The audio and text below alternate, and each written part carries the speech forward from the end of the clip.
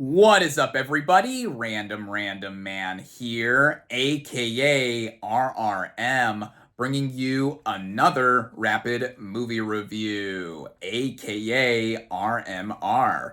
And it is for Shadow Force in one take. Now, the plot of this action thriller follows two members of the titular multinational special forces group who break the rules by falling in love and getting married, and they must go undercover to protect their son with other members of the group hot on their trail.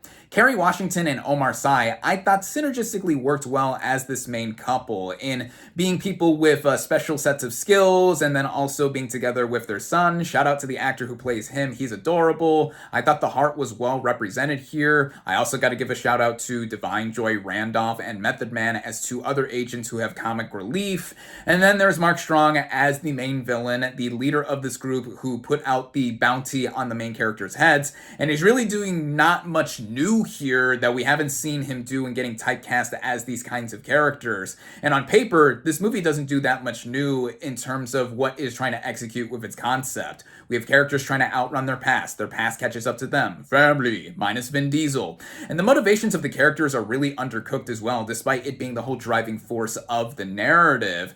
And it also goes in the way of the action. I thought that on top of the whole cliched narrative, it is sloppy in its staging. A lot of the hand-to-hand combat sequences I thought were stilted. There wasn't much variety in terms of the action. There was one sequence, though, that I thought had some visual flourishes with literal flares being fired at a car getting chased down a foggy road. But other than that, it doesn't do that much in terms of how we see these characters showing off what they are able to do in the field. And on a technical scale, the movie I thought was ugly in some areas, like with the cinematography. It is flat. A lot of this movie was shot and takes place in Colombia, but I couldn't appreciate a lot of the scenery there. The way it is cut, the movie just cuts a lot in the action sequences, like with the first main one in particular that is very obscured and we can't see much of. And then it also goes in the way of the pacing. The movie runs at about an hour and 45 minutes, and I thought it was sluggish in the second act in particular because there wasn't much action in it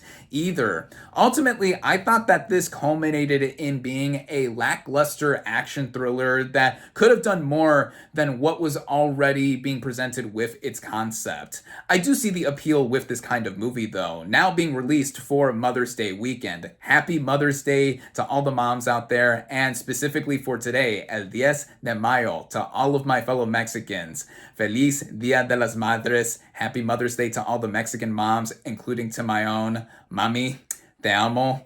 Look what I made for her. Cute, right? I think so. Now, for Shadow Force, I think co-writer-director Joe Carnahan could have done a lot better than what he has brought us with this movie, and I think that it is not the worst movie I have seen all year. No, the words chicken jockey give me more PTSD than this movie would, but I think that with what he has done here, he also has another movie allegedly slated for later this year called RIP or RIP, however it's pronounced, starring Matt Damon and Ben Affleck. That is going to Netflix, and I feel bad in saying this, but Shadow Force, despite me seeing this in a theater, and I think every movie should be seen in a theater, it feels like it should have been a straight-to-streaming release here. And if you're looking for some disposable action with heart, you could do worse than this movie, but ultimately, again, the movie just feels forgettable, and I don't think that is too worthy of your time, even if you're going to take your mom to it for this weekend. With all of that being said, my final verdict for Shadow Force is 2 out of 5 stars. Thank you all, as always, for watching. Be sure to like this video, comment on what you thought of Shadow Force, social media links in the description, subscribe to my channel for more, and I'll catch you on the next movie review.